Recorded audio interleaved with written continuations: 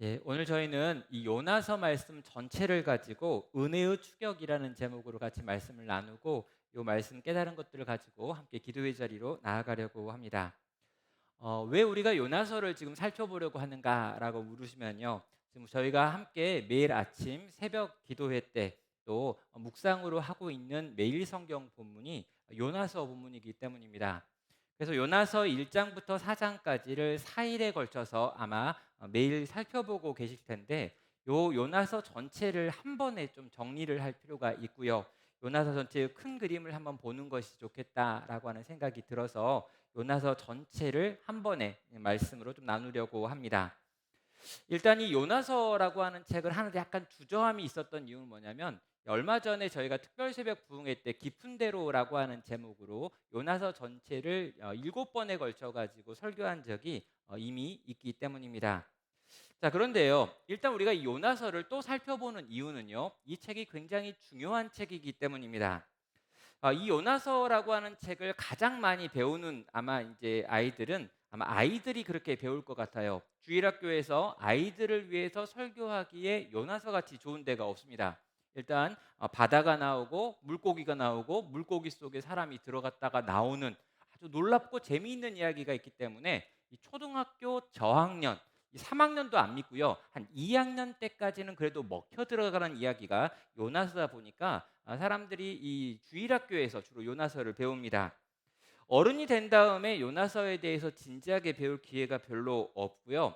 그러다가 종종 이 선교와 관련해 가지고 요나서에 대한 이야기를 하시는 분들이 종종 있죠.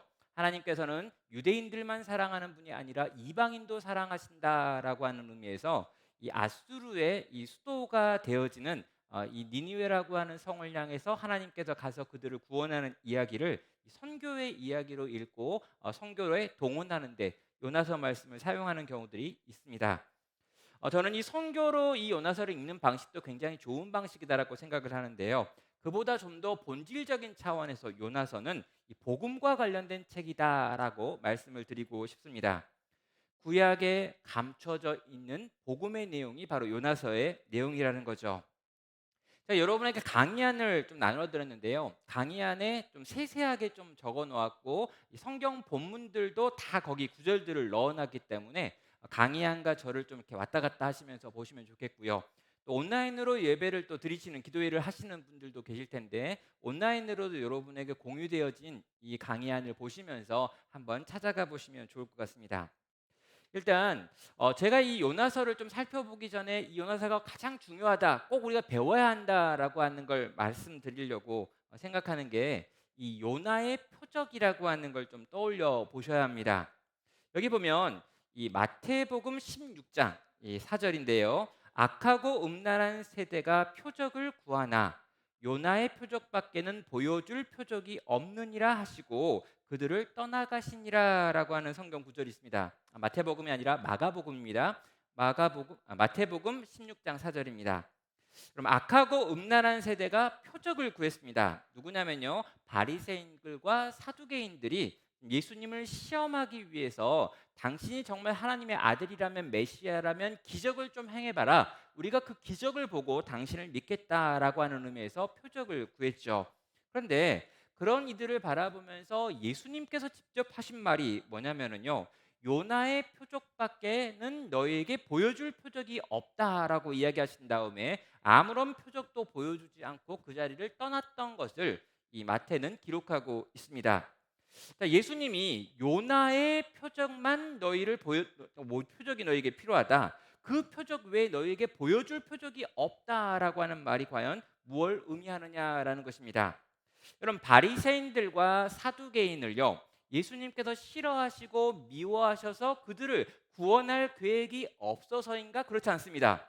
예수님은 바리새인들도 사두개인들도 구원의 대상으로 생각을 하셨습니다. 그렇다면 이 바리새인들과 사두개인들이라고 하는 예수님의 반대편에서 예수를 죽이려고 하는 사람들이라 할지라도 요나의 표적이라고 하는 걸 경험하면 그 표적을 보면 그 표적을 맛보면 결국 예수를 믿고 구원에 이를 수 있다라고 하는 것이 오늘 이 마태복음에서 이야기하고 있는 요나의 표적이 가지고 있는 중요성입니다. 우리는요, 이 이후에 이 요나의 표적이 무엇인지에 대해서 성경 전체를 통해서 신약의 후반부를 통해서 알게 됩니다. 요나가 물고기 뱃속에 들어가서 3일 동안 있다가 다시 나와서 그 성에 들어가 가지고 거기서 복음을 전하고 그들이 돌아왔던 이 생명의 역사를 일으켰던 것처럼, 예수님께서 십자가에 달려 죽으신 다음에 무덤에 갇히신 후에 3일이 지나서 다시 그 무덤의 문을 열고 부활하신 다음에 이 땅의 구원의 역사를 펼쳐 보이시는 요 사건과 연결해서 보는 거죠. 요나의 표적은 예수님이 죽으심에서 다시 살아나신 사건과 연결되는 표적이 되는 것입니다. 자, 그렇다면 왜 예수님께서는 자기의 죽으심과 다시 사심이라고 하는 엄청난 이 복음의 중심 사건을 이 요나의 표적이라고 부르면서 나중에 사람들로 하여금 요나를 떠올리게 만들고 있느냐라고 하는 질문을 할 수밖에 없는 거죠. 그래서 우리는요, 이 구약에 있는 요나서를 이 구약에 있는 복음을 감추고 있는 책이다라고 생각하시면서 읽으시면 좋겠다라는 것입니다. 과연 이 요나서에 어떤 비밀이 감춰져 있는지 한번 살펴보도록 하겠습니다. 자, 먼저 배경을 보면은요, 1절과 2절의 배경이 나오는데 하나님께서 일단 이 요나에게 하시는 명령이 있죠. 너는 일어나 저 큰 성읍 니느웨로 가서 그것을 향하여 외치라라고 말하고 있습니다. 자, 그의 악독이 내 앞에 상달되었다라고 말하면서 그 성 사람들이 굉장히 악하다. 그 악이 너무 강력하다. 그래서 그 악한 사람들에게 찾아가 가지고 그들을 향해서 외쳐야 한다라고 이야기를 하고 있죠. 그리고 그 외치는 내용은 아마도 회개하라라고 하는 내용이었습니다. 자, 하나님께서 이렇게 명령을 하시면요, 이 정상적인 이 선지자, 이 정상적인 예언자라면 그 하나님의 말씀을 받고 그 말씀대로 가가지고 순종해서 거기서 외치는 게 정상적인 행동입니다. 그런데 요나는 그렇게 하지 않고 도망가고 있죠. 자, 요나가 하나님의 명령에 순종하지 않고 도망가고 있는 모습을 보면서 우린 요나가 이 엉망진창의 선지자였다라는 생각을 합니다. 하나님을 향하여 뭔가 좀 삐딱하고 뭔가 심각하게 문제가 있고 하나님의 음성을 듣기는 듣지만 전혀 하나님의 뜻대로 행할 마음이 없는 가짜 선지자 중에 하나가 요나였는데, 그 요나를 통해서 이런 일이 일어나고 있구나라고 생각을 하는 거죠. 그런데 오늘 성경을 보면요, 요나는 결코 가짜 선지자이거나 문제가 많은 선지자이거나 뭔가 심각한 장애를 가지고 있는 선지자가 아니었습니다. 이 요나는요, 북이스라엘에서 하나님의 말씀을 증거하는 선지자였습니다. 여러분, 남유다는 그나마 하나님에 대한 존중이 있어요. 그런데 북이스라엘은요, 우리가 호세아서를 통해서 보는 것처럼 아주 하나님에 대하여 아무 감각이 없고 하나님의 선지자를 우습게 여기는 곳이었습니다. 그런데 그 하나님의 선지자를 우습게 여겼던 북이스라엘에서 하나님의 선지자로 사역했다라고 하는 건 요나가 엄청난 어려움을 당하면서 그 속에서도 선지자의 행동을 행했다라는 것이죠. 그러면 요나가 하나님의 선지자가 아니고 그냥 자기 혼자 예쓰는 사람이었는가? 그것도 아니었습니다. 왕하 14장 25절을 보면요, 이스라엘의 하나님 여호와께서 그의 종 가드 헤멜 아미떼의 아들 선지자 요나를 통하여 하신 말씀과 같이 여로보암이 이스라엘의 영토를 회복하되 하맛 어기에서부터 아라바 바다까지 하였으니라고 말합니다. 그러니까 여러분, 이 선지자는요, 그 말이 성취가 되는 것을 통해 가지고 진짜 선지자인지 가짜 선지자인지가 결정되는데, 여러분, 이 아맛대의 아들 선지자 요나라고 하는 사람이 하나님의 말씀을 대언하였더니 그 말씀대로 여로보암 시절에 이스라엘의 영토가 결정되더라라고 이야기하면서 실제로 이 아맛대의 아들 선지자 요나는 하나님의 선지자였다라고 하는 것을 밝히고 있는 것입니다. 그리고 요나서 1장 1절을 보면요, 여호와의 말씀이 아미떼의 아들 요나에게 임했다라고 말하면서 실제로 이 요나가 같은 요나다라고 이야기하는 거예요. 자, 요나는요, 하나님의 선지자가 맞습니다. 아주 능력 있는 하나님의 선지자였고 기적을 일으키고 하나님의 기적의 역사를 경험하고 하나님의 말씀을 대언하여 그 예언이 성취된 적이 있는 위대한 선지자 중에 한 명이었다는 거죠.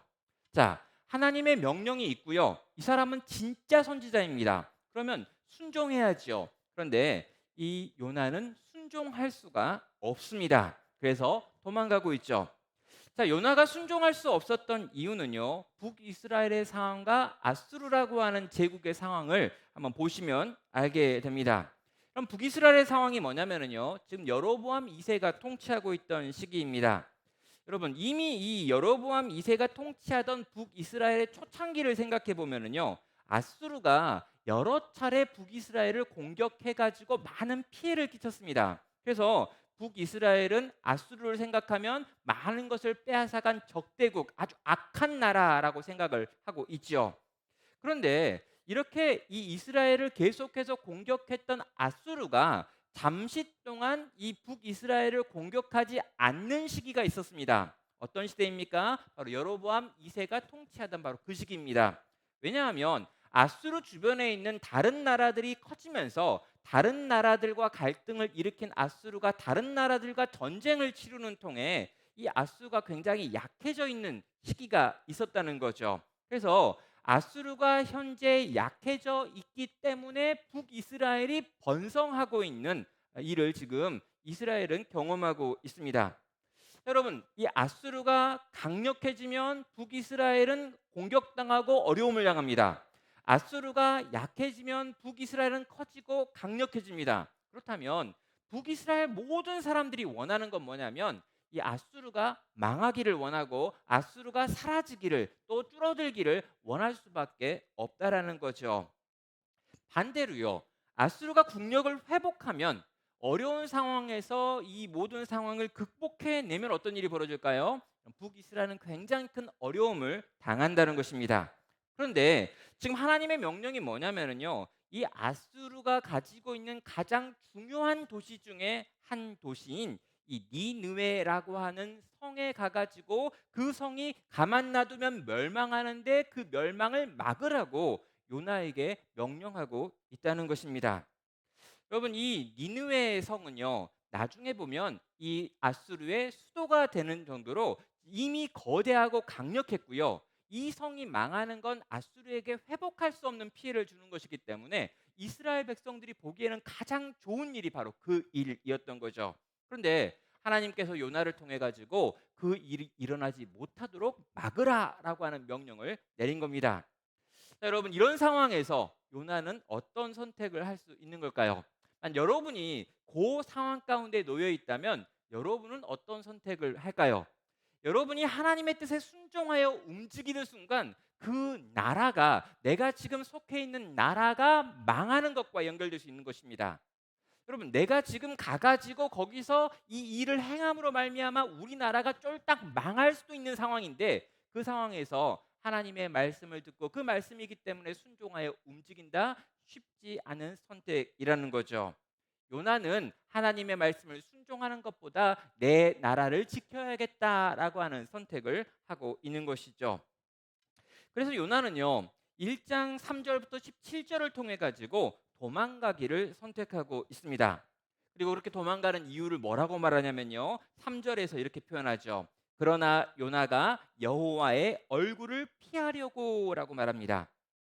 그럼 여호와의 얼굴을 피한다라고 하는 건요. 하나님의 시선에서 벗어나려고라고 하는 거예요. 그래서 하나님이 나를 계속 보고 계시는데 내가 북이스라엘 지역에 거주하고 있으면 하나님의 눈이 나를 보고 있기 때문에 피할 수 없으니 북이스라엘에서 나가가지고 다른 곳에 가서 하나님의 얼굴, 하나님의 눈을 피해야겠다라고 생각을 하고 피하는 것입니다. 그럼 이건요, 당시의 일반적인 북이스라엘 사람들 대부분이 가지고 있던 생각입니다. 하나님은 성전에 계신다. 하나님은 산에 계신다. 하나님은 광야에 계신다라고 생각하면서 하나님의 눈을 피하여 내가 어딘가에 숨어가지고 죄를 지을 수 있고 그 죄는 하나님도 모르신다라고 하는 생각을 가지고 있었죠. 그런데 여러분, 그건 일반 서민들의 생각이에요. 여러분, 요나는요, 선지자입니다. 그런데 선지자쯤이나 되는 요나가 이런 생각을 가지고 다시스로 숨는다라고 하는 건 도무지 좀 이해가 되지 않는 부분이긴 하죠. 아무튼 요나는요. 어떤 생각을 가졌는지 모르지만 하나님의 얼굴을 피해 가지고 도망가야겠다라고 하는 생각을 했고요. 그는 도망가기 시작합니다. 자, 여러분, 이 니느웨라고 하는 성은요. 이 북쪽에 있습니다. 그래 가지고 여기 이렇게 걸어 올라가면 돼요. 한 걸어 올라가면 얼마 이렇게 한 가면 한 500km 정도? 꽤 머네요. 꽤 멀지만 아무튼 걸어가면 갈 수 있는 곳이에요. 근데 여러분 이걸 피해 가지고 어디로 도망가느냐? 반대편 끝 바다 끝에 있는 다시스로 도망가기로 그는 결정을 하지요. 그래서 다시스로 가기 위한 이 배를 탈 수 있는 요빠라고 하는 항구로 내려가고요. 배 안으로 내려가고요. 나중에 보면 배 밑바닥으로 내려가서 거기서 잠이 들고요. 그다음에 바다 속으로 스스로 내려가기를 선택하고 있습니다. 여러분 야라드라고 하는 이 히브리어 단어가 계속해서 쓰이고 있는데요. 여기 이 야라드는 내려간다라고 하는 단어입니다. 이 내려간다라고 하는 단어를 1절에서 계속해서 쓰면서 이 요나가 점점점 더 깊은 아래로 내려가고 있다라고 하는 걸 보여주고 있죠.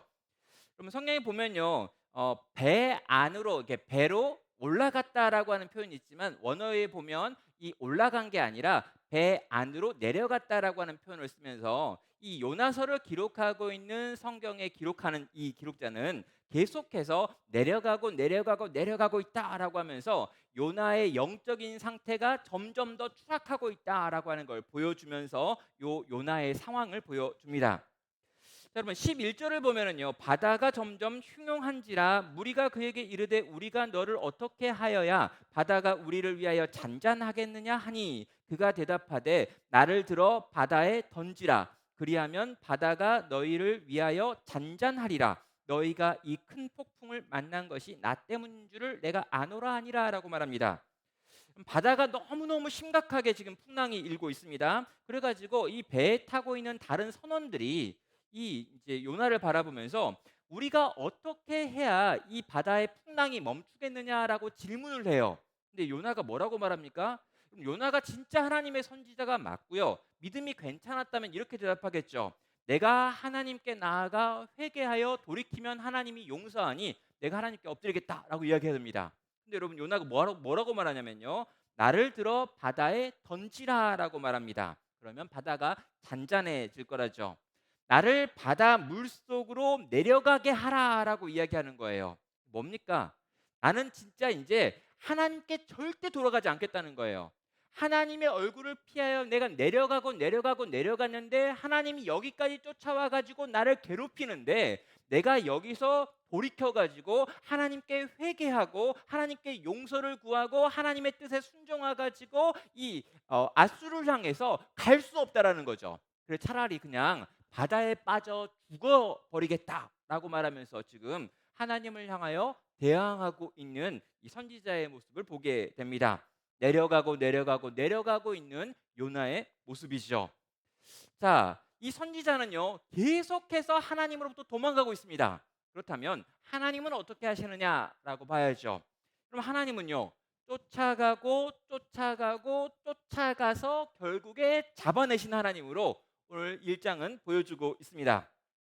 여러분 다시스로 가는 배를 마침 그때 딱 준비해 놨다가 이 요바와 와 있는 이 요나를 거기에 딱 태웁니다. 3절은 말하죠. 마침 다시스로 가는 배를 만난지라.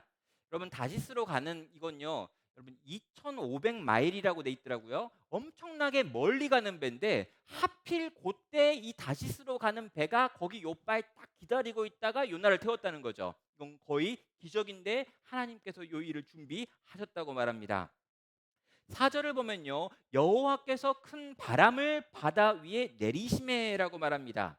바람이 그냥 분 게 아니라 여호와께서 그 바람을 불었다라고 이야기를 하는 거죠. 이 배를 하나님께서 친히 흔들기 시작합니다. 거기다 6절은 이렇게 말합니다. 선장이 그에게로 가서 이르되 왜 갔습니까? 바다 밑까지 내려가 가지고 지금 이 배 밑창에서 이 깊은 잠을 자는 거예요. 풍랑이 일고 사람들이 어떻게든 살아보겠다고 막 난리를 하고 있는데 배 가장 밑바닥에 들어가 가지고 얼마나 깊이 잠들었길래 이 배가 막 흔들리는데 다 죽게 됐는데 그 속에서 계속 자고 있는 거죠.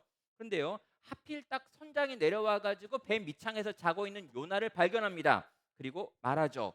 자는 자여 어찌함이냐 일어나서 내 하나님께 구하라 혹시 하나님이 우리를 생각하사 망하지 아니하게 하시리라라고 말하고 있습니다. 여러분 이 이방인 선장이요 막 잠에서 깨워 가지고 네가 믿는 하나님께 제발 기도 좀 하라고. 네가 믿는 하나님께 기도해 가지고 그 하나님이 도와서 우리를 살려 주지 않을까라고 하는 말을 하면서 여러분 이 하나님을 안 믿는 사람이요. 하나님을 믿는 심지어 목회자인 이 요나에게 제발 좀 기도 좀 해라고 요청을 하고 있는 모습을 지금 보게 되는 겁니다. 그리고 17절은 보여주죠. 여호와께서 이미 큰 물고기를 예비하사 요나를 삼키게 하셨으므로 요나가 밤낮 3일을 물고기 뱃속에 있으니라라고요. 여러분 뭡니까? 그럼 요나는요. 그냥 나 바다에 빠져 죽어버릴 거야라고 그런 거예요. 내가 저 밑까지 점프해 가지고 절대로 하나님이 쫓아오지 못하게 만들 거야라고 생각하면서 바다 위에 던져졌습니다. 근데 하나님께서요. 이미 큰 물고기를 그 밑에 딱 대기시켜 놨다가 이 떨어진 요나를 딱 삼켜 가지고 죽지 않게 3일 동안 보존시키는 일을 하나님께서 하고 있다는 것입니다. 무엇입니까? 요나는 끝까지 도망가지만 하나님은 끝까지 추적하셔서 결국에 집어 삼키고 있는 모습을 이 1장이 보여주고 있는 것입니다. 사랑하는 성도 여러분, 끝까지 추격하시는 우리 하나님의 모습이 여기에 있는 거죠. 하나님이 싫고 하나님이 믿고 이 죄가 너무 좋고 죄악된 삶을 너무 사랑해서 하나님 없는 삶을 살겠다고 끝까지 도망가고 있음에도 불구하고 그렇게 도망갔던 우리를 향해 끝까지 쫓아오셔서 결국에 집어삼키시는 하나님의 열심이 오늘 이 1장의 내용이 되는 것입니다. 두 번째로요. 2장으로 가면은요. 그 깊은 데서 하나님께서 이 선지자를 만나주고 있는 모습을 보게 됩니다. 일단 배경은 물고기 뱃속이죠. 그럼 물고기 뱃속에서 요나가 기도를 하고요. 그 기도를 하나님이 들으시고요. 그 기도에 대한 응답으로 요나가 물고기 뱃속에서 나오는 사건을 보게 됩니다. 그런데 여러분, 요 본문에서요. 이 물고기 뱃속에서 기도하고 있는 요나의 모습을 긍정적으로 해석하시는 분들도 있고요. 부정적으로 해석하시는 분들도 있습니다. 둘 다가 이 둘이 이 팀을 이뤄 가지고 지금 계속 싸우고 있습니다. 어느 쪽이 결론이다, 어느 쪽이 맞다라고 하지 못할 만큼 이 첨예하게 각자 근거를 가지고 지금 다투고 있는데요. 일단은 이 기도가 또 이 기도를 하고 있는 요나가 이 부정적이다라고 이렇게 뭔가 지금 잘못된 상태에서 기도하고 있는 거다라고 하는 분들은요. 일단 요나 자신의 불순종에 대한 회개의 기도가 없다라고 하는 걸 찾습니다. 그래서 요나가 자기가 잘못해놓고 지금 자기가 지금 죄를 지어가지고 물고기 뱃속에 들어왔는데 내가 죄를 지었고 회개합니다, 돌이킵니다 이런 말이 전혀 없는 걸 보면서 이 기도가 굉장히 자기중심적인 기도다. 이 기도 나쁜 기도네, 안 좋은 기도네라고 하는 분들이 있습니다. 그리고 물고기 뱃속에서 죽기 직전이니까 할 수 있는 게 아무것도 없으니 기도라도 해야지 하고 기도하는 거다라고 말하면서 요나의 기도는 별로 그렇게 대단한 기도가 아니다라고 해석하시는 분들, 설명하는 분들이 한쪽에 있습니다. 그리고 이제 제가 오늘 아침에 설교를 들어보니까 우리 이제 김평환 목사님은 이쪽이에요. 부정적인 해석. 아주 요나의 기도는 나쁜 기도다. 따라하면 안 된다 이렇게. 저는 약간 반대편인데 저는 약간 긍정적으로 봅니다. 왜 그러냐면은요. 일단 물고기 뱃속에서 죽어가면서 기도할 수 있는 영성 우리는 없거든요. 물고기 뱃속인데 사방이 막 이렇게 물컹물컹하고 막 냄새 막 나고 막 내 몸이 막 녹아 날아가고 있는데 요 상황에서 여러분 기도가 나올까요? 여기 나오지? 그러니까 이렇게 보통은 제가 생각하기에 기도도 그런 위기 상황 속에서 기도하는 사람은 평소에도 기도가 좀 잘 쌓여 있어 가지고 위기가 딱 닥쳤을 때 주여 이렇게 딱 하죠. 보통 사람은 욕을 한단 말입니다. 그래서 지금 이게 굉장히 위험한 상황이고 절체절명의 상황이고 이런 물고기 뱃속에서 물컹물컹한 창자 속에 앉아 가지고 기도한다. 이건요. 제가 보기에 그냥 보통의 사람이 할 수 있는 거라기보다는 평소에 정말 기도의 시간을 많이 쌓았던 사람이 할 수 있지 않을까라고 하는 생각을 가지고 조금은 긍정적으로 이 본문을 봅니다. 그리고 또 하나는 뭐냐면은요.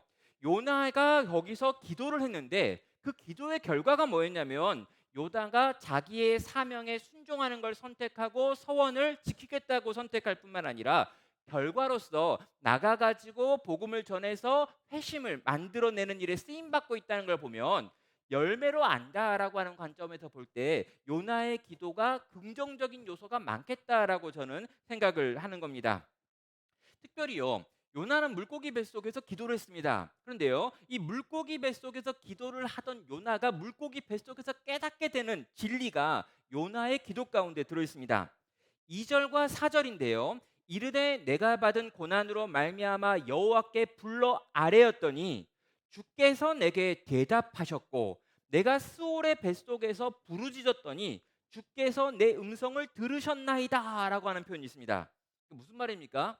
내가 물고기 뱃속에서 엄청난 고난 속에서 정말 죽을 위기가 되어 가지고 여호와께 부르짖었다는 겁니다. 기도했다는 거죠. 근데 내가 이렇게 부르짖었을 때 하나님께서 내게 대답하셨고 주님이 내 음성을 들으셨고라고 하는 표현들이 나와 있습니다. 이게 뭘 의미할까요? 예.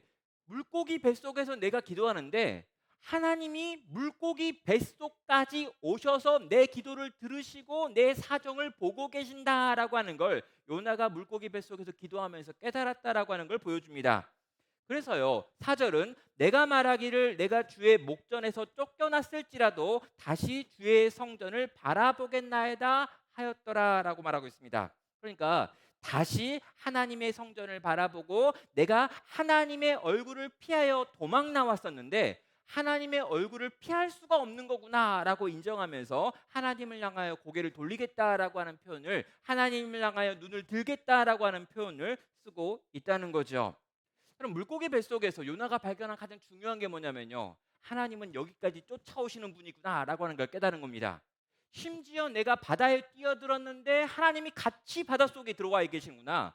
심지어 내가 물고기 뱃속 창자 속에 지금 들어와 있는데 뭔지도 모를 물컹물컹한 속에 내가 들어와 있는데 이 냄새나는 곳에 들어 있고 내가 지금 썩어가고 있는 것 같은데 요 속에도 하나님은 들어와 계셔서 내 기도를 들으시고 내 기도에 응답하시고 내 기도에 반응하고 계시는구나라고 하는 걸 이 물고기 뱃속에서 깨달았다는 것입니다. 그래서 여러분 이 물고기 뱃속에서 요나는 이런 결단을 하게 되죠. 나는 감사하는 목소리로 주께 제사를 드리며 나의 서원을 주께 갚겠나이다. 구원은 여호와께 속하였나이다라고 말하며 서원을 갚겠다라고 이야기합니다. 여러분 지금 요나가 하나님께 서원한 게 없거든요. 그렇다면 요 서원이라고 하는 요 용어를 좀 더 확장하면 뭐냐면 하나님께서 나에게 주신 그 명령에 내가 이제 순종하겠습니다라고 하는 결단의 고백을 올려 드린 것입니다. 여러분 하나님께서 찾아오셨다. 하나님께서 여기까지 찾아오셨다. 하나님께서 이 바다까지 찾아오셨다.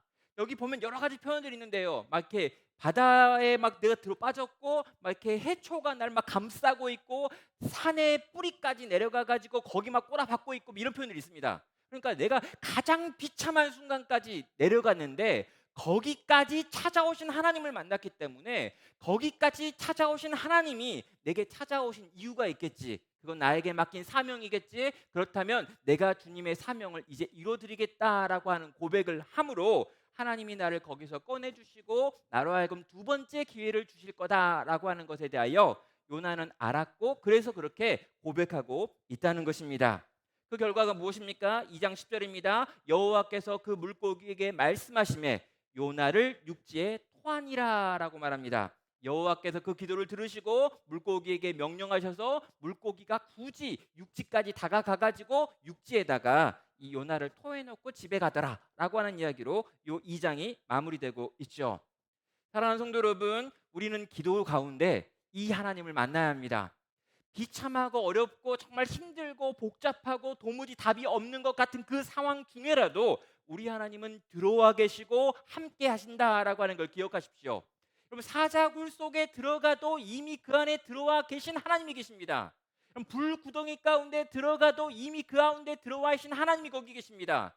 우리가 가지고 있는 모든 고난, 어려움, 그 어려움 가운데 우리가 들어왔다 할지라도 그 주변에 아무도 보이지 않는다 할지라도 우리 주님은 이미 거기까지 찾아와 우리와 함께 하시며 우리의 기도와 간구를 들으시는 분이시고 우리의 어려운 얼굴들을 보고 계시는 분이다라고 하는 걸 이 장을 통해서 우리는 확인하게 되는 거죠. 여러분 3장으로 넘어가면은요. 이제 이 니느웨 성을 회개시키는 이 선지자의 모습을 보게 됩니다. 자, 여러분, 이 성에서 어떤 기적이 일어났는가 보면요. 아수르 사람들이 회개하는 기적이 일어나고 있습니다. 자, 5절부터 이렇게 8절까지 나와 있는데요. 제가 중간에 다 이렇게 가로 1, 2, 3을 좀 넣어 놨습니다. 가로 1 보면요. 하나님을 믿고 2 금식을 선포하고 3 굵은 베옷을 입은지라 4 제 위에 앉은지라 5 힘써 하나님께 부르짖을 것이며 6 각기 악한 길과 손으로 행한 강포에서 떠날 것이다라고 하는 말을 하고 있습니다. 이건요. 이 아수르 사람들이요. 실제로 회개했다라고 하는 걸 보여주는 증거들입니다. 그들은 하나님을 믿는다라고 고백하고 있습니다. 그리고 철저하게 자기 자신을 낮추는 여러 가지 행동들을 하고 있습니다. 금식을 하는 것도, 굵은 베옷을 입는 것도, 제 위에 앉는 것도, 힘써 하나님께 부르짖고 있는 것도 자기 자신을 낮추고 있는 모습이죠. 그리고 마지막에 가장 중요한 게 6번인데요. 각기 악한 길과 손으로 행한 강포, 이 폭력에서 떠났다라고 이야기하고 있습니다. 여러분, 그들은 살아가는 방식이 폭력이었습니다. 여러분, 아수르 사람들은 아주 유명한 깡패 국가였고요. 늘 전쟁하는 국가였고요. 약탈을 통해서 먹고 사는 사람들이었습니다. 그런데요, 이 아수르 사람들이 우리가 더 이상 폭력으로 다른 것들을 빼앗지 않겠다, 우리의 손과 발이 더 이상 피 흘리지 않겠다라고 하는 선언을 하는 것으로 그들의 회개가 참된 회개였다라고 하는 것을 확인하게 되는 거죠. 그러면 3장 10절에서는요. 하나님께서도 그들의 회개를 온전한 회개로 인정하셨습니다. 하나님이 그들이 행한 것, 곧 그 악한 길에서 돌이켜 떠난 것을 보시고 하나님이 뜻을 돌이키사라고 말하고 있습니다. 그럼 그들은요. 그들이 가지고 있었던 악한 길에서 돌이켜서 떠난 것을 보여주었고요. 그것들을 하나님은 보고 그들에게 심판을 내리겠다라고 했던 그 뜻을 돌이키셨다는 것이죠. 사랑하는 성도 여러분, 하나님께서 하나님의 사람을 통해서 이 이방 땅, 이 악한 땅 가운데 가가지고 복음을 전하게 했고요. 이 복음의 능력이 그들 가운데 역사함으로 말미암아 그들이 회개하고 돌이키는 일이 일어났습니다. 도무지 변화될 것 같지 않아 보였던 아주 강력한 악이었는데요. 그 제국, 그 시대 전체에서 가장 강력한 악이 이 아수르 사람들이었는데요. 이 아수르 사람들마저도 변화되어 회개하는 역사가 일어났다는 거죠. 사랑하는 성도 여러분, 아수르가 변화됐다면요. 우리 주변에 누구라도 변화될 수 있습니다. 우리가 생각하는 딱 생각하기에 정말 걔는 안 바뀔 것 같은 그 인간, 정말 그 상황은 안 바뀔 것 같은 그 상황, 그 상황과 그 사람마저도 하나님은 변화시킬 수 있다는 거죠. 그러면 조금만 더 생각해 보면요. 하나님이 이미 나 같은 인간도 변화시켰다는 겁니다. 나 같은 사람, 예, 나라고 하는 사람마저도 변화시켜서 하나님의 자녀로 만드시는 기적을 이미 행하신 분이시기 때문에 그분이 마음을 먹으시면, 그분이 계획하시면 또 다른 누군가를 변화시키는 일도 가능하신 분이다라고 하는 걸 우리는 보게 되는 것이죠. 그래서요. 누가복음 11장 32절을 보면요. 심판의 때에 니느웨 사람들이 일어나 이 세대의 사람을 정죄하리니 이는 그들이 요나의 전도를 듣고 회개하였음이거니와 요나보다 더 큰 이가 여기에 있느니라라고 말합니다. 자, 무엇을 이야기할까요? 지금 예수님에 대해서 이야기합니다. 지금 예수님이 여기에 있는데 이 예수님을 보고 지금 이 예수님을 보고도 생명을 얻지 못한 사람들은 요나를 보고 이 생명을 얻었던 이 니느웨 사람들보다도 못한 사람들이다라고 하는 말을 하시면서 예수님께서 이 누가복음을 통해 가지고 지금 주변에 있는 사람들에게 경고하시는 내용이 나오는 거죠. 여러분, 요나는요. 사실 요나가 어떻게 가가지고 이 회개하라고 메시지를 전했는지를 살펴보면요. 또 그 말과 그 마음과 그 태도를 살펴보면요. 도무지 정말 이렇게 이 니느웨 사람들이 회개하고 돌이키기를 전혀 원하는 마음의 상태가 아니었습니다. 그러니까 이 사람들이 회개하기를 원하지 않았어요.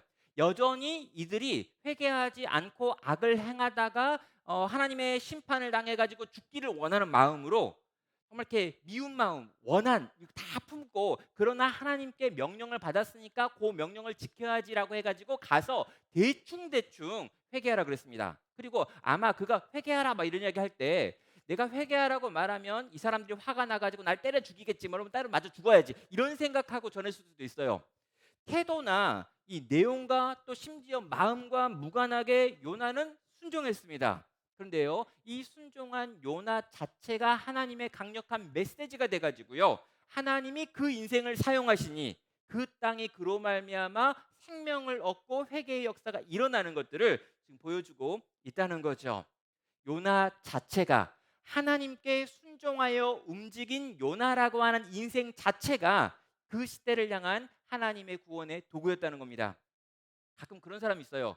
마음이 동하지 않아서, 용기가 없어서, 그리고 내가 가지고 있는 여러 가지 기술과 재능이나 내가 가지고 있는 걸 생각해 봤을 때 나는 그런 사람이 아니기 때문에 못하겠다.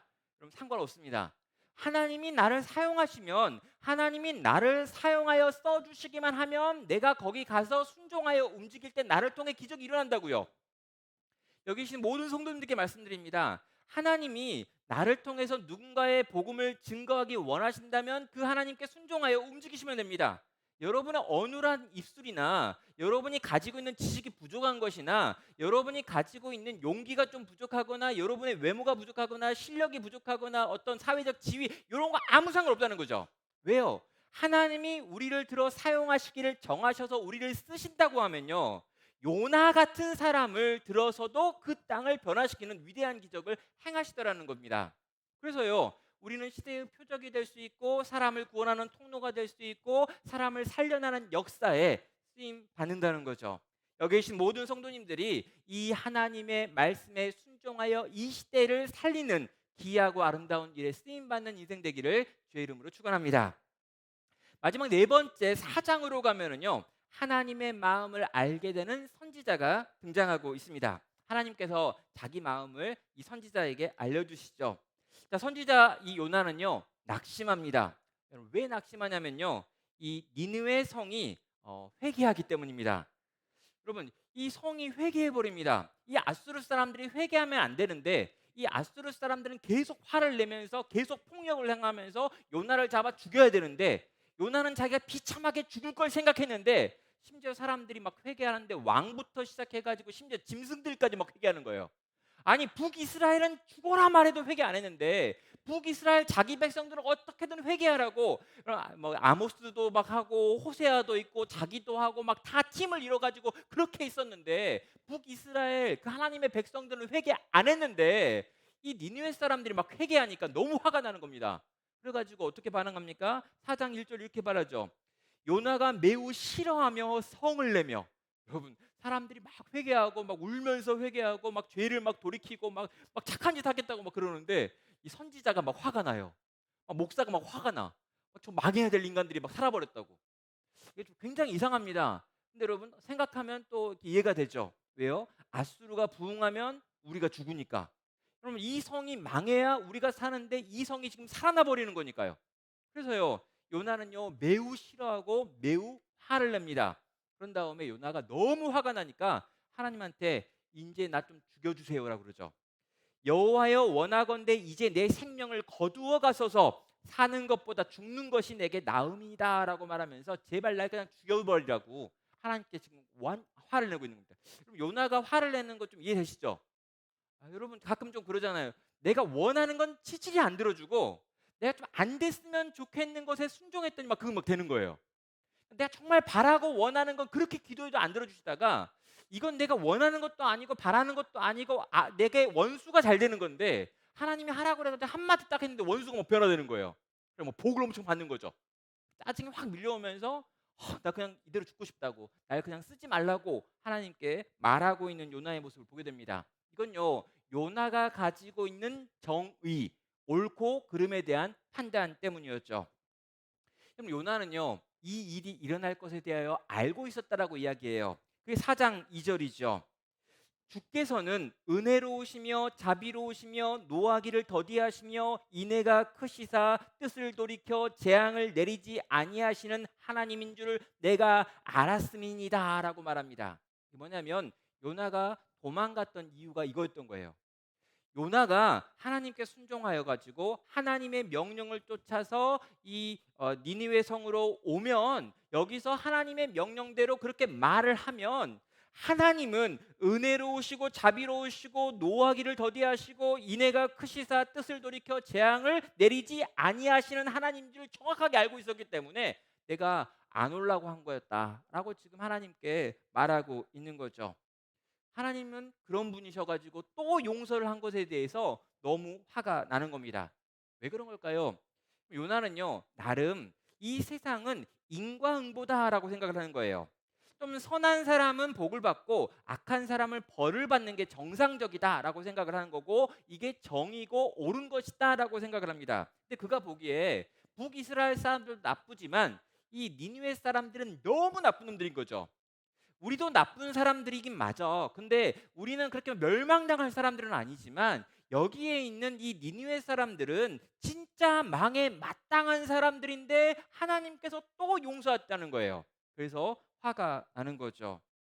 이 사람들이 이렇게 회개하는 거, 또 이런 회개를 들으시고 하나님이 용서하는 것은 내가 보기에 너무나 정의롭지 않은 행동이기 때문에, 옳지 않은 행동이기 때문에 난 너무너무 화가 납니다. 이게 내 생각입니다. 라고 지금 말하고 있는 겁니다.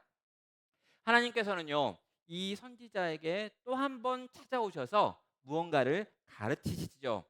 이 가르치는 내용이 뭡니까? 4장 6절부터 8절까지 나와 있는 건데요. 성경의 가장 재미있는 표현이 바로 여기 나와 있는 이 표현입니다. 자, 4장 6절입니다. 하나님 여호와께서 박넝쿨을 예비하사 요나를 가리게 하셨으니 이는 그의 머리를 위하여 그늘을 지게 하며 그의 괴로움을 면하게 하려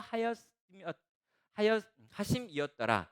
요나가 박넝쿨로 말미암아 크게 기뻐하였더니 하나님이 벌레를 예비하사 이튿날 새벽에 그 박넝쿨을 갈아 먹게 하심에 시드니라. 해가 뜰 때 하나님이 뜨거운 동풍을 예비하셨고 해는 요나의 머리를 쪼매 요나가 혼미하여 스스로 죽기를 구하여 이르되 사는 것보다 죽는 것이 내게 나으니다 하니라. 하나님이 하실 일입니까? 이게 정말 거대한 하나님이 하신다고 하는 게 뭐냐면 박농쿨 하나를 준비하는 거예요. 온 우주를 창조하신 하나님이 박농쿨 두 개도 아니고 딱 하나, 단층 이게 단수를 쓰거든요. 딱 하나의 박농쿨, 이 카카로이라고 불려지는 이 나무 하나를 이렇게 심습니다. 여러분 이게요, 이게 금방 자라는 나무예요. 그래가지고요, 하루 있었더니 이게 막 자랍니다. 제크와 콩나물 같아요. 막 자라요. 그런 다음에 하필 이렇게 요나가 누워있던 그 위를 딱 덮어줍니다. 그래가지고 요나가 그 박농쿨을 보고 아 좋다, 그늘이 생겨가지고 너무 기쁘다라고 하루 딱 기뻐하게 만들어요. 근데 하나님이 그 다음날 아주 얌체같이요, 벌레 한 마리를 또 예비하십니다. 벌레 두 마리도 아니에요. 벌레 한 마리. 이 벌레 한 마리를 딱 준비하시는데 그 벌레를 어디다 두냐면 그 박넝쿨의 넝쿨에 딱 앉혀놔요. 그런 다음에 이 박넝쿨을 먹어라 그럽니다. 그랬더니 이 벌레가 어떻게 합니까? 박넝쿨을 갉아먹는 거죠. 그랬더니 어떻게 합니까? 해가 뜰 때가 됐는데 박넝쿨을 갉아먹었기 때문에 밑에서 올라오는 물이 없으니까 박넝쿨이 말라가지고 그늘이 없어지는 거죠. 거기다가 해가 뜰 때쯤에 하나님께서 뜨거운 동풍을 예비하사라고 말합니다. 예, 바람도 여러 가지 바람이 있는데 시원한 바람도 있는데 일부러 뜨거운 바람, 동쪽에서 불어온 바람을 준비하세요.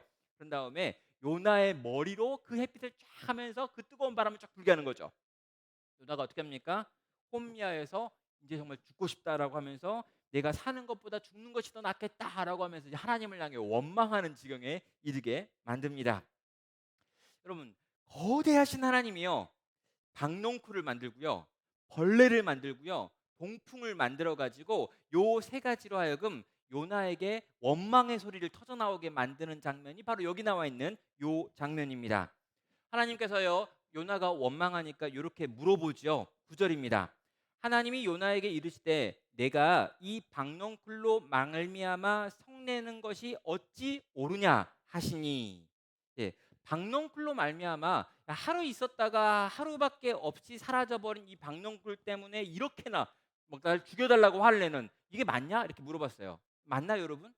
박넝쿨이 있었는데 요 박넝쿨이 하루 동안 있다가 없어져 버린 것 때문에 나를 좀 죽여주세요 막 말하는 거, 이거 막 괜찮습니까? 예, 요나는요 요 질문을 딱 듣고요 하나님을 향하 이렇게 말합니다. 내가 화가 나가지고 죽기까지 할지라도 옳으니이다라고 말하죠. 그건 너무너무 나한테 화나는 일이고 이 일이 너무너무 화가 나기 때문에 난 이것 때문에 죽을 수 있다라고 하면서 이것이 옳은 것이다라고 지금 외치고 있는 겁니다. 여러분 여기서요 요나가 가지고 있는 옳다 그르다의 기준이 뭔지 보여주고 있는 거죠. 요나가 말하는 옳다 그르다의 기준은 나한테 이익이 되면 옳은 거고요. 나한테 손해가 되면 아무 필요도 없는 거예요. 나한테 손해가 되면 그건 그냥 악한 거고요.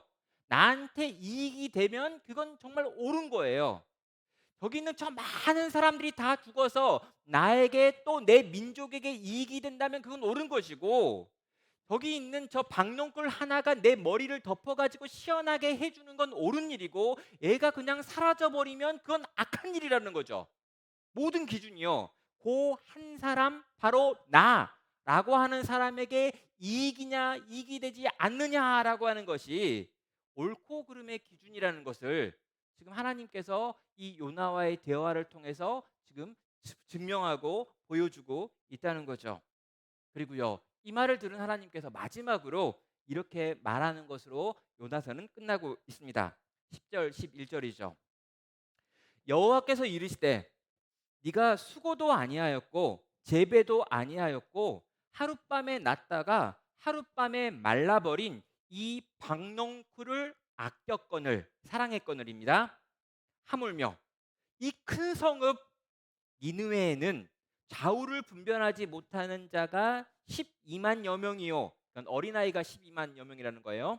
가축도 많이 있나니 내가 어찌 아끼지 아니하겠느냐 하시니라라고 말합니다. 그리고 요나서가 끝나버립니다. 하나님은 이스라엘만 사랑하는 하나님이 아니라 이방인들까지 사랑하는 분이다라고 말하고, 이방인들이 주께 돌아오기를 원하고 바라는 이다라고 이야기하고 있는 거죠. 하나님의 마음 가득히 있는 것이 뭐냐? 내 마음의 중심에 뭐가 있느냐라고 말할 때 내 마음에는 사랑이 있고 내 마음 가득히는 온 땅, 온 인류를 향한 사랑과 긍휼, 자비, 헤세드라는 것이 있다라고 말하며 나는 세상을 사랑한다.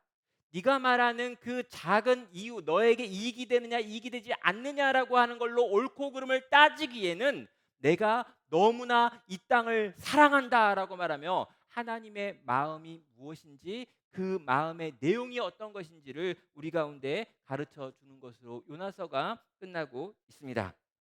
요나는 어떻게 반응할까요? 여러분, 이 요나서는요, 요나가 기록했다고 합니다.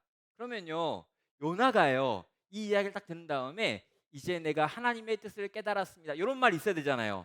그리고 내가 이제 요나 하나님의 뜻을 깨달아서 나도 하나님의 마음을 품고 이 땅을 그렇게 살아가야지, 이런 말 나올 것 같잖아요. 요나는요, 아무 말도 하지 않습니다. 뭘까요? 예, 요나는요, 이제 안 거예요. 내가 얼마나 우스꽝스러운 옳고 그름의 기준을 가지고 있었는가. 내가 가지고 있었던 이제까지의 생각이 얼마나 내 안에 갇혀 있었던 생각이었는가라는 걸 깨달았습니다. 내가 저 니느웨 사람들과 전혀 다른 사람이 아니구나라고 하는 걸 깨달은 거예요. 내가 죽어 마땅하고 내가 저렇게 내려가고 내려가고 내려갈 때 내버려둬서 저 바다에 빠져 죽는 것이 마땅한 사람이었구나라는 걸 깨달은 겁니다. 나라고 하는 존재는 하나님의 선지자로서 아무것도 해낼 수 없는 아주 아무것도 아닌 인생이었구나라고 하는 걸 깨달은 거예요. 그래서 그는 아무 말도 할 수 없습니다. 아무 말도 하지 않죠. 그리고 여러분, 이 요나의 침묵은 또 하나를 보여줘요. 하나님께서 하신 마지막 말이 내가 이 땅을 이렇게나 사랑한다라고 하는 말이기 때문에 요나는요, 아무런 대답을 하지 않는 것으로 하나님의 하나님 되심을 인정하며 하나님이 지극히 큰 사랑이라는 걸 말없는 찬양으로 하나님께 예배하고 있는 겁니다. 나의 비참과 하나님의 영광스러움을 아무런 말도 더하지 않는 것으로 하나님의 말씀으로 이 요나서를 끝내는 것으로 이렇게 마무리하고 있다는 거죠. 사랑하는 성도 여러분, 하나님께서 이 땅을 얼마나 사랑하시는지, 그리고 인생을 얼마나 귀하게 여기시는지, 얼마나 이 땅을 소중히 여기시는지 그 마음을 아는 여러분 되기를 주님의 이름으로 축원합니다. 그리고 그 마음에 반응해서 그 하나님의 마음으로 우리 또한 누군가를 사랑하고 섬기는 자리로 나아갈 수 있기를 주님의 이름으로 축원합니다. 자, 그렇다면 마지막 결론이네요. 요나의 표적은 뭐였느냐라는 것입니다.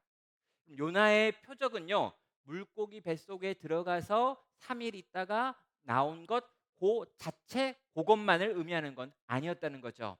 요나서 1장부터 요나서 끝장까지 1장부터 4장까지에 있는 요나서 이야기 전체가 요나의 표적인 것입니다. 무엇입니까? 도망가고 도망가고 도망가고 도망가도 쫓아오시는 하나님.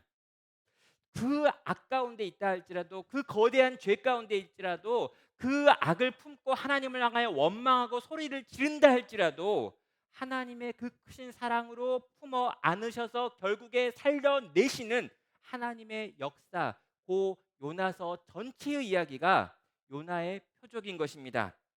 하나님께서 그렇게 바리새인들도 변화시킬 거고요, 사두개인들도 변화시킬 거고요, 죄인들도 변화시킬 거고요, 우리들도 변화시켰고요. 앞으로도 하나님은 그렇게 이 땅을 변화시키시며 죽어가는 모든 영혼들을 살리시는 그 일에 오늘도 지금도 열심을 내신다라고 하는 것이 이 요나서에 나와 있는 요나의 표적이고, 이 일을 통해서 이 땅이 구원받는 이야기가 되는 것입니다. 성도 여러분, 오늘 들었던 이 말씀을 가지고요, 한번 같이 기도의 자리로 나아가기를 원합니다. 거부하고 도망가고 내려가고 피했던 이 요나의 모습과 우리의 모습이 닮지는 않았습니까? 끊임없이 도망갔지만 결코 포기하지 아니하시고 끝까지 쫓아오셔서 결국에 나에게 다시 하나님을 예배하게 만드신 이 하나님이 우리가 믿고 바라보는 그 하나님이 아니신가요? 내려오시고 내려오시고 예비하시고 가르치셔서 결국에 변화시키는, 우리를 추격하고 계시는 그 하나님, 그 하나님이 우리가 만나고 알고 있고 붙들고 있는, 또 우리를 붙들고 계시는 하나님 아니냐라는 것입니다. 그 하나님의 하나님 되심을 인정하고요, 그 하나님을 찬양하고요, 또 내가 가진 정의를 넘어 하나님의 마음을 알고 닮아가는 내가 되기를, 또 우리가 되기를 그렇게 구하시는 시간 되기를 바랍니다.